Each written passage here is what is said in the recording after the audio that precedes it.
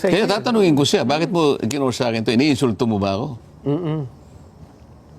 Kung ayaw niyang makarinig ng ganun, kaya ko lang naman sinasabi, parang insulto naman sa akin yun. Ba't mo ikukor sa akin? Sino ka ba? Oo nga. Ay, patay. Lacson, sino ka ba? Ito, matindi ito. Tingnan ninyo ito, ha? Sandali. Grabe ho itong pasabog ni Marcoleta. Bakit? Di umanong, sinasabi niya, yung kanyang ina-accuse ay para bagang yung sindikato ng korupsyon ay damay na pati judiciary. Tingnan ninyo itong itong kanyang ni-reveal. Napaka-importante nitong kanyang ni-reveal nitong nakaraang November 7, ha? Oh, ito ipapakita natin. Nagulat din po ako doon sa kwento kasi noong una hindi ko masyadong na tawag dito na pakinggan. Pero nung inulit ko, sabi ko, so nakikipagkuntsabahan na ngayon ang korte? Ganun ba ibig mong sabihin? Senator Marcoleta, pakingge. Na mapagsino kung sino talagang mastermind. Lahat ay gagawin para lahat, kahit sino ang gagawa ng paraan, nalilitaw, ganyan ang gagawin namin sa inyo. Sabagay. So madi-discourage lahat ang mga tao nalilitaw sapagkat ganun ang kanilang gagawin. Lahat ng pwedeng ilabas. So, masasabi ba natin na ang mga taong ito interesado na malaman ang totoo? Ang pinagmulan ng lahat. Pinag-uusapan ni Dos si Gutesa kasi ang nangyari daw kay Gutesa para bagang siya na nagsumbong na, oy, may magnanakaw doon. Sinumbong daw doon sa pulis. Tapos sabi naman ng pulis, pakita nga ng ID mo. Instead na hinabol yung magnanakaw, tinanong nung nagsumbong, pakita nga ID mo, saan ka galing? Ano ginagawa mo dyan? Ba't ka nandyan? Yun daw parang ang lahat ng ito, sino ang may kasalanan nito, sino ang promotor nito, sino ang author ng lahat ng ito, interesado ba sila? Mukhang ang interest nila, Sen, ay Makaligtas sila. pigilan magsalita. Makaligtas sila. Aha. At ngayon nga ay nililin lang nila yung mamamayan, ibinabaling sa iba't ibang mga pamamaraan, di ba? Dinadaya para lamang mapagtakpan ang kanilang mga gagawan. Marami pa Kaya hindi na rin nagtataka ang mga babae natin na Pati nga ako, hindi ba? Siyempre kayo mismo, kayo ang nagsusulong ito. Akalain mo doon sa resolution ng judge, pati raw yung nag-present ngayon. Saan ka nakakita, judge, ito ng Maynila? Yung judge ng Maynila daw ito na inaakusahan para bagang sinasabihan ni Marcoleta na pati daw siya. Kasi doon tungkol dito sa notaryo Saan ka na? Damay. Pati yung gumamit nung peke na notaryadong dokumento. Ay may pananagutan dyan. Isipin mo.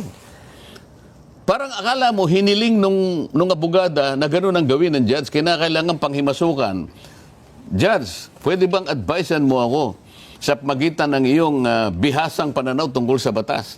Na pati ba yung gumamit na nga ito, may kinalaman. Akala mo merong ganong issue. Alam mo, yung paggagawa ng isang order, depende lang kung anong hinihingi ng issue. Ang issue lang, yung bang pirma na yan ay totoo, hindi na kanya. Yun lang. So napatunayan na hindi nga. Dahil nga hindi nga siyang pumipirma talaga. Meron siyang tagapirma. Kagaya ng nangyayarang common practice ngayon. Hindi ang abogadong nandun, maglalagay siya ng sekretarya, isang staff na tagapirma.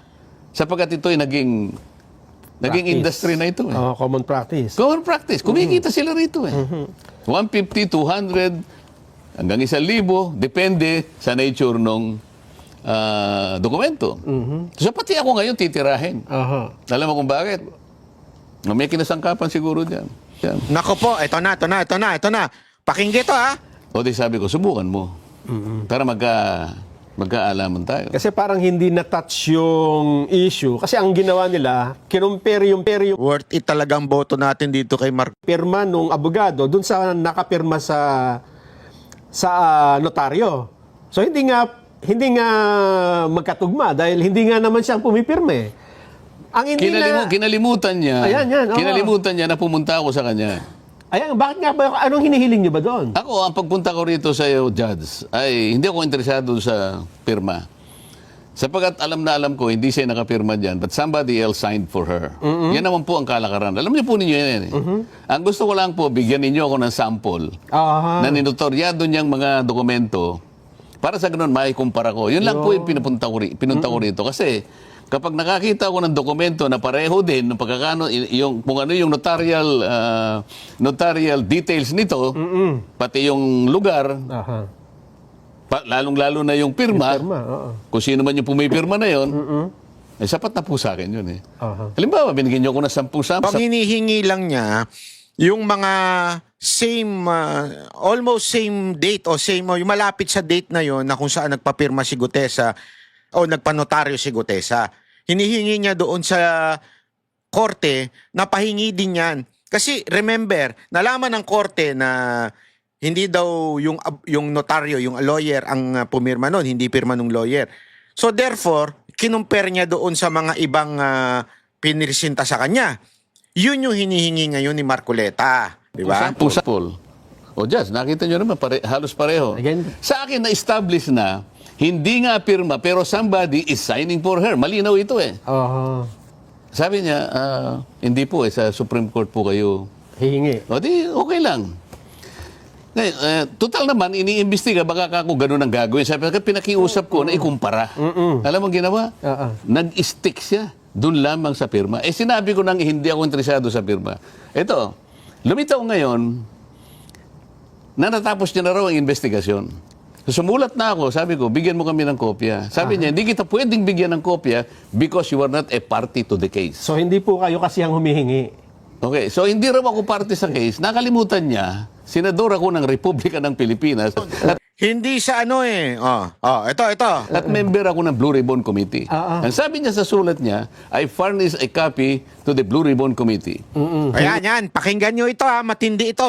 Sabi nung abogado, nag-furnish na ako ng copy doon sa Blue Ribbon Committee. At sinabihan niya si Marcoleta na hindi ka part ng respondent or doon sa parbagang party involved. Nakalimutan ata nung judge na si Marcoleta ay part ng committee na yon, yung Blue Ribbon. So, dapat doon pa lang, binigyan na siya.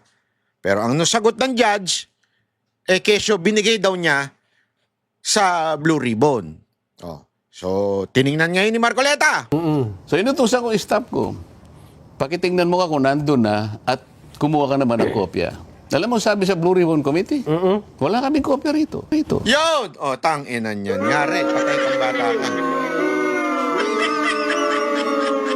Sino ngayon ang nagsusungaling? Yun ang tanong dyan. Di ba? Sino ngayon ang nagsusungaling? Ha? Sino? Si Marcoleta ba? Blue Ribbon Committee ba? O ang judge? Hindi ko po alam. Ayoko kong humusga. Kasi di naman ako judge. So sino ba nagsasabi ng totoo dito? Bakit parang inililigaw na naman yung mga tao? Mukhang nabigyan lang yung chairman, Sen. O di ba? O ang ginawa ko ganito. Sumulat ako sa Korte Suprema. Ayan na. Bigyan ninyo ako ng humingi po ako ng kopya, kahit na sample po, kahit na tatlong samples lang sa loob ng isang buwan, magmula nung Enero, Pebrero, Marso, Abril, Mayo, Hunyo, Hulyo, hanggang Agosto. 3 copies each. Sample. Ng notaryo ni... Naninotaryo nitong... ginrant ng ano? Ganun. Ginrant ng Supreme Court. Sabihin. Ayan, so, tumakbo sa Supreme Court, which is that's the right thing to do. Yeah, tumakbo siya sa Supreme Court. Para ano? Sabi ng Supreme Court, go, i-grant yan. Sabihin, pumayag daw ang Supreme Court according to Marcoleta. Notwithstanding that this case has already been resolved by the blah, blah, blah. That considering that the request is legitimate, your request is granted. O di ngayon, pinapunta ko ngayon ang aking abogado. 3 sila dahil marami yun eh. Voluminous. Para makatulong na kayo kung ganyan, na kayo na yung humanap. Tumingin. Tulungan nyo na yung clerk of court. At punta naman nung Lunes, pumunta yung mga... Alam mo, sagot. Sabi ng clerk of court, ma'am, hindi po kayo pwedeng kumuha ng sample. Ito yung ganun, surprise. Bakit? Bakit? sabi na ng Supreme Court, okay bakit ayaw niyang pumayag? Abay, mas mataas pa pala. May mas mataas pa pala sa Supreme Court? Yan yung the Supreme Court? Bakit gayon? Di ba? Supreme Court eh. Opo, pero kasi po, sabi ni Executive Judge. Na ito naman. Sabi ni Executive Judge, siya ang magdidesisyon kung anong kopyang ibibigay sa amin. Ha? So pipiliin niya yung Yung may pirma na yung may pirma na, yung pirman talaga. Paano ka ako itong ikukumpara? Sabi ko lang, humingi kayo ang kumuha. At siyempre ang instruction ko, kumuha kayo yung malapit-lapit doon sa mga ganito. Baka nahihirapan kumuha. Maghanap. O, hindi, bakit sasabihin ng executive judge na siya ang magdesisyon, siya ang pipili? Naku po. O baka hindi lamang yung abogadang may problema rito. Ay, maaari nga ho. Ako hindi ako nananakot, Nelson. Ako, magmula sa umpisa hanggang ngayon, kung ano yung tuntunin, kung ano yung tama, kung ano yung legal, ilalaban natin yan kahit saan tayo makarating. Bakit ganun ang kanyang actuation? Hanggang ngayon, ayaw akong bigyan ng kopya. Hanggang ngayon? Dapat hindi ako partido sa kaso. Nako. Sino ang partido sa kaso? Yung Blue Ribbon Committee? Hindi na siya partido eh. Dito, sa sinasabi nyo. Doon sa Petition nyo yan eh. yung tungkol sa pirmahan. Ayun nga, oo. Nagpunta daw yung abogada para i-report, merong incident report, sabi niya, na merong pong gumamit ng aking pirma. Hindi ko po pirma yun. So, kinasangkapan ng NBI para lang, pinahirapan pa yung sarili. Sabi ko, hindi po yung pirma ang issue dyan. Gusto ko lang makakuha ng mga kopya na ninotaryo sa opisina na yan para ikumpara ko lang. So, pati, Meron na po kasi akong isang kopya eh. So pati sa notaryo, linilihis pa rin yung ano. No, yan ang sinasabi ko Usapan. kung gaano kalawak ang kanilang pamamaraan, kinasangkapan ng lahat. Hindi ako wala akong tina-charge dito, Nelson. Pero sa nakikita ko, yung aking request na mismong Korte Suprema na grant, humihingi lang ako ng sample. Bakit sasabihin ng executive judge, siya ang merong karapatang magdesisyon kung anong sample ang ibibigay niya sa akin? Anong klaseng katwiran niya? O, yan isang example. Meron ka pa yata. Sige. Matindi po pala yan, ano. Ngayon lang namin nalaman yan, ah. Kaya pinapaalam ko ngayon sa buong Pilipinas. Gusto niyong palakihin? Palakihin natin. Yan ang gusto ko sa'yo. Yan ang, ito ang senador na may bayag. Marami dyan. Baluktot. Hindi ho yung bayag, yung prinsipyo. Hindi kasi marami ho sa ating mga senador, takot. Yung feeling matapang lang. Yung tapang-tapangan lang sa media.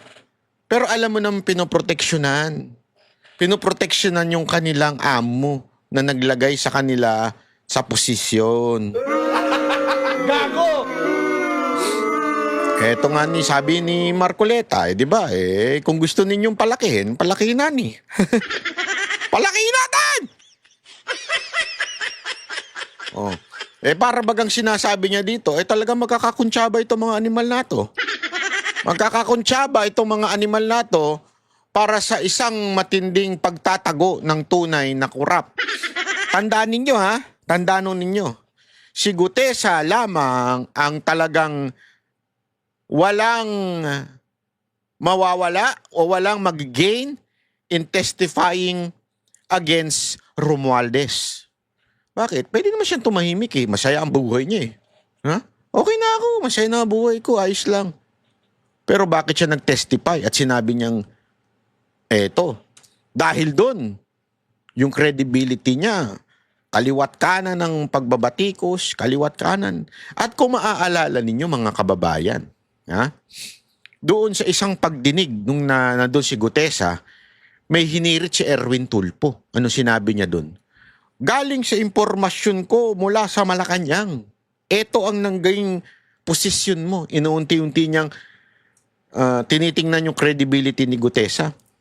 And imagine mo to ito lang dito pa lang, booking mo na talaga At the time, hindi pa alam ng mga senador si Gutesa. Nalaman, nagulat nga sila, dumating si Gutesa, na binitbit ni Marcoleta Di ba? Pinaalam niya, pag-testify.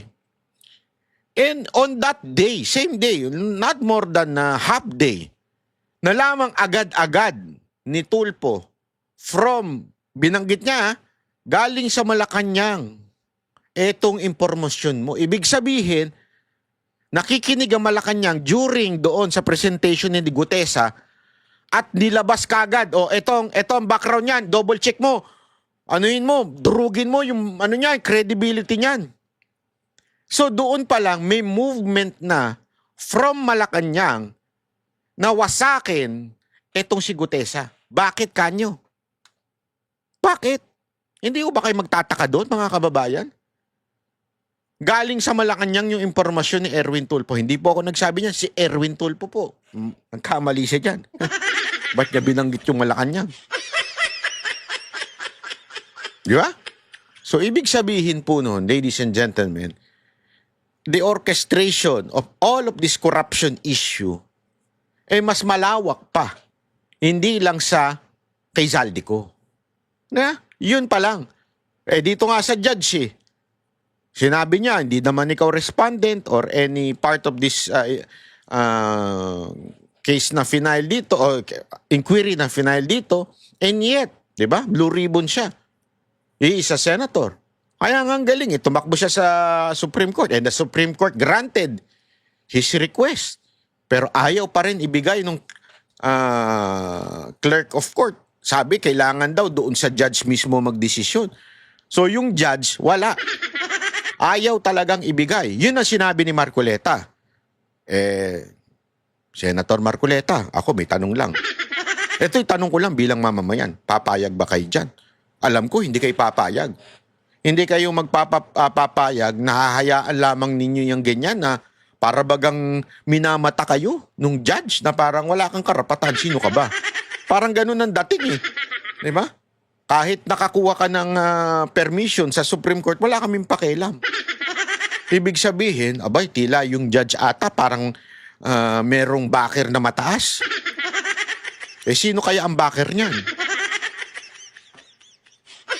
Hindi, di ba? Kasi ayaw ibigay Kahit na sabi ni Marcoleta ito, hindi ako nagsabi na-grant na ng Supreme Court yung kanyang hiling.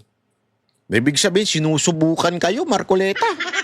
Hindi ako, sa tingin ko, hindi kayo, ako lang sa pananaw ko kay Senator Marcoleta, hindi ito patitinag. Hindi ito patitinag. Ito yung senador na talagang masasabi kong merong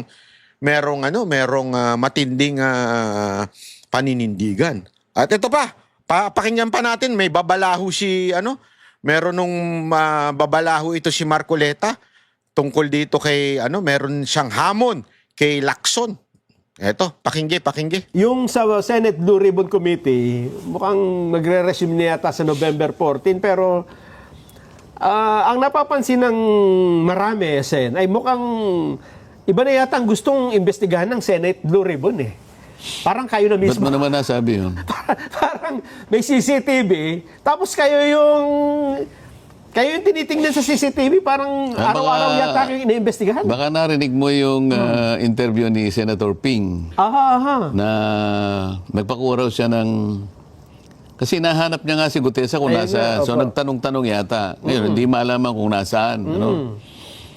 Ngayon, tinanong siguro, paano nyo mapapasabpina kung hindi nyo alam kung nasaan? Yeah. Basta i-course ko yung sabpina sa opisina ni Senator Marcoleta. Sabi ko naman sa sarili ko, paano niya gagawin yun? Uutusan niya ako? Naku po, patay ka. Tindi nun Brad Kasi sabi ni Lacson yan papadala ko yung subpina. I mean, parang papadala yung sulat through Marcoleta. Sabi ni Marcoleta, ano ako tuutusan mo? Sino ka? Ibibigay yung subpoena sa iyo para dalhin kay Gano'n ba yan? Para utusan niya ako? Parang hindi na ganito yung yung legal at kung ano yung dapat natuntunin namin sa Senado. Hindi mo pwedeng utusan ang kapwa mo senador. Di ba? Anong dahilan? At anong authority niya? Kailangan nakabase lahat sa tuntunin, sa katwiran, sa batas. Bakit? Ako bang may custody kay Gutesa? Hindi nga. Dinala lang. Sabi ba naman ni Marcoleta, Lacson, sino ka ba? Di ba? Anong dahilan? At anong authority niya? Kailangan nakabase lahat sa tuntunin, sa katwiran, sa batas. Bakit? Ako bang may custody kay Gutesa? Hindi nga, dinala lang sa Kaya inyo. tatanungin ko siya, bakit mo kinor sa akin to? Iniinsulto mo ba ako? Kung ayaw niyang makarinig ng ganun, kaya ko lang naman sinasabi, parang insulto naman sa akin yun. Ba't mo i-call sa akin? Sino ka ba? Sino ka ba? Ano, first of all, Yun eh. Sino ka ba? Diba? Sino ka ba, Lacson? Hindi kasi tama naman eh. Ang dating nun, para bagang tinatago ko? Ano ko si ano? Yung mahilig magtago ng witness, yung kinokondo pa. Parang ganun kasi ang dating eh. Oh. Kaya nga sabi ni Marcoleta, sino ka ba? Oh. asan ang authority? Bakit mo sa akin i-course? Tsaka bakit pa CCTV ka? oo. Sabi, dapat daw hindi ako onion skin. Hindi ako onion skin. Pero tinatanong ko, tama ba yung ginagawa mo? Ba't kinakailangan kunin mo yung CCTV nang dumating si Gutesa sa aking opisina? Kinunan pa niyo kung anong oras eh. At kung sino yung sumundo. Alam ka naman, pasusundo ko yung hindi ko kilalang tao o sunduin mo, merong isang taong nagngangalang ganito, nangako siya na pupunta rito, tingnan mo kung makakarating, kung hindi, wala tayong magagawa. Nagkataon naman, dumating. So dumating daw at dinala sa aking opisina. Kanina pupunta yung tao, hindi ka akong kausap. Nini-expect ba niya na sa kanya pupunta? So tatanungin ko lang sa kanya, is there anything surreptitious or criminal? So ibig ba sabihin, under surveillance ako sa'yo, sino ka ba? Ito yung punto eh. Kaya alam mo, nandun sa pinag-uusapan natin, hindi ba tayo iisang layunin natin? Hindi ba tayo magkasangga rito? Ano bang pakay mo? Akala ko ba sinusuri natin, tinitingnan nating mabuti, alang-alang sa kapakinabangan ng ating bansa, na sa laula ng ating bansa. Ang aking pakay, matukoy natin kung sino ang malaking isda. Ba't tayo mo kung tulungan dito? Ba't imbes na tulungan mo kung ano pinaggagawa-gawa mo? Di ba? Kung gusto mo makarinig ng ganito sa letra, subukan mo. Hindi ako nag-umpisa nito, ha? Silang nag-uumpisa nito. Kung ano-ano, nag-i-interview siya, o yan, pinalutang niya, i-course niya yung sabina sa aking opisina. Subukan mo. Yun ang masasabi ko sa'yo. Tapos na tayo. Sen, ito ay, November, ano na ba ngayon? Subukan mo na, Lacson, kung may bayag ka. Kung hindi baluktot yung bayag mo, Lacson, subukan mo daw si Marcoleta. Padaanin mo sa kanya. November 7 pa itong video na ito ha. So, ewan ko kung kasi bukas, ngayong araw na ito, lalabas si, merong ngayon, Blue Ribbon, pagdinig ngayon, hearing ngayon, si Lacson. Sinubukan kaya niya? Tapos na tayo. Sen, ito ay, November, ano na ba ngayon? 7. Meron pang dadaan ng mga peche. Baka kala nila, ito live ito ha. Kaya nga po eh. Ano ba tayo ngayon, 7? 7 po ngayon. Ayan na. So, ibig sabihin mga kababayan, kasi din si Lacson masyadong madaldal. Hindi ko alam bakit maganon si Lacson. Kasi alam kong mga magaganon, yung mga chismosa sa kanto. Di ba? Yung mga magaganon, mahilig magpa-interview to si Lacson eh. Pero kahit anong gawin pag-interview to, di manalo-nalo to bilang presidente o kaya vice president eh. Di ba? Mahilig talagang gumanon eh. Kasi so far, as far as I know, ang mga mahilig lang gumanon, yung mga chismosa sa kanto. Chismosa, take note. Ha?